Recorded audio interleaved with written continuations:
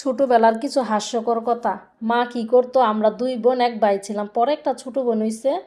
মা কি করতো, আমাদের তিন ভাই বোনকে প্রতি বেলায় বেলায় এত ভাত দিত, আমরা তিন ভাই বোন খেতে পারতাম না। আর আমার ভাইটা কি করতো, ওরে ভাত মা খাই দিত, ও ভাত খেতে খেতে ভাতের উপরেই পড়ে গেছে। তো আমরা দুই বোনে হাসতাম।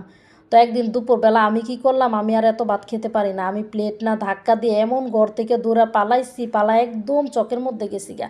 গিয়া বইসা ভয় পাচ্ছি, এদিকে দেখে আমার বড় বোনটাও দূরায় আসতেছে আমার দিকে। তো আমি এমন দূরায় পালাচ্ছি, ও বলে পালাইস না, আমি তোরা দইরা নিয়ে যাইতে আসছি না। মা আবার ওরে প্রায়ই পাঠাইতো আমাকে দইরা নিতে।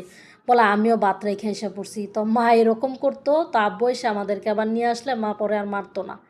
তো কি করতো, আর আমাদের তিন ভাই বোনকে শুধু বলতো তোদের মায়ের জমায় রাখতাছি। তো তিন ভাই বোনকে এমন পিটানি দিত, তো আমার বড় বোনকে আগে মারতো, কারণ ও ঘরের ছিটকারি লাগ পাইতো। ও কি করতো, ছিটকারি খুললা পালাইতো। তো ওরে আগে মাইরা অচল করতো, পরে আমাকে, পরে আমার ভাইকে। তো মার কথা হচ্ছে সব কিছু পড়াশোনা সব টাইম টু টাইম করতে হবে। মানে কোনো অটাইমে এখনও মা এরকম করে, বাড়িতে গেলে গোসল আর খাবার, আর কোনো কাজ করতে হবে না, এটাই আমাদের কাজ। তো মা এরকম করে এখন, আর নিজের মেয়েকে যদি মারতে যায় মায়ের কথা খুব মনে পড়ে। আসলে মার কথা যদি শুনতাম আজকে বড় কিছু হইতে পারতাম, আরও পড়াশোনা করতে পারতাম।